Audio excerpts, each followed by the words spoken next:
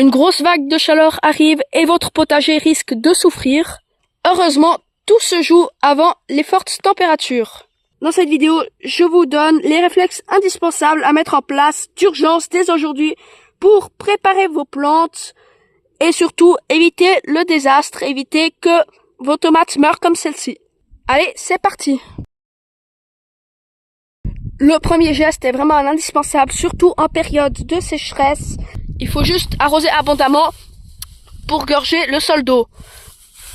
Quelque chose d'autre à faire, c'est tout simplement d'arroser la nuit, donc surtout pas le midi. Parce que tout simplement la nuit, le sol va rester humide très longtemps et va limiter l'évaporation. Quelque chose d'autre que vous pouvez faire, c'est juste créer des petites cuvettes d'arrosage, creuser un peu tout autour. Comme ça, l'eau va pouvoir directement aller dans vos racines. Vérifiez aussi votre système d'arrosage pour voir que tout marche bien. Ça va vraiment vous éviter beaucoup de problèmes pendant la canicule. Et enfin, vous devez absolument beaucoup pailler, donc au moins 10 ou 20 cm. Ça va vraiment éviter à votre sol de perdre trop d'eau et le garder bien humide, même si chez moi c'est un sol argileux qui peut rester plus d'une semaine bien humide. Là, pour vous dire, j'ai arrosé il y a 2 jours et le sol est encore bien humide. Alors, ça prouve que ça marche vraiment. Ce deuxième geste est vraiment très important. Ça va juste être de laisser pousser les mauvaises herbes pas trop invasives. Elles vont juste créer de l'ombre. Ici, je laisse pousser des chénopodes. Ça se mange comme un épinard. C'est souvent considéré comme une mauvaise herbe, mais ce n'en est pas une. Et toutes ces soi-disant mauvaises herbes, en fait, vont aider à créer un peu d'ombrage sur vos plants et donc à les sauver. Le troisième geste est plutôt difficile à mettre en place, mais vraiment plutôt un indispensable quand vous êtes dans des régions plutôt chaudes, sera tout simplement d'ombrer. Si mon voile d'ombrage est tombé, mais c'est vraiment indispensable. Là, je suis en Suisse, donc c'est tranquille. Mais ombrer, ça va permettre de donner un peu de répit aux plants, parce que sinon, ils sont en plein soleil. Donc là, ils sont vraiment bien protégés.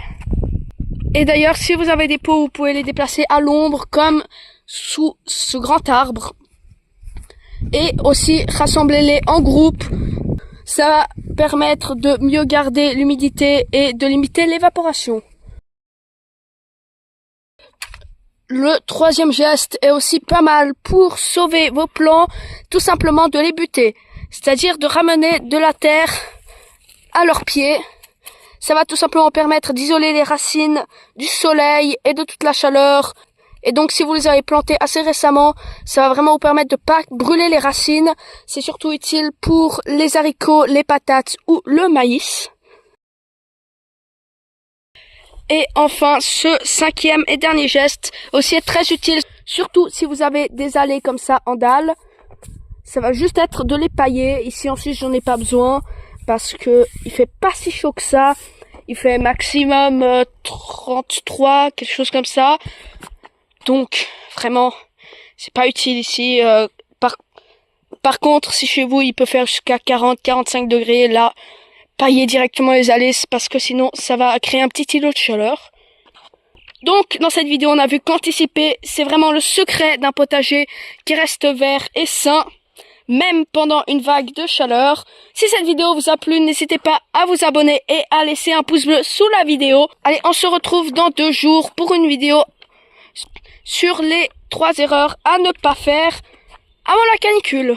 Allez, à plus!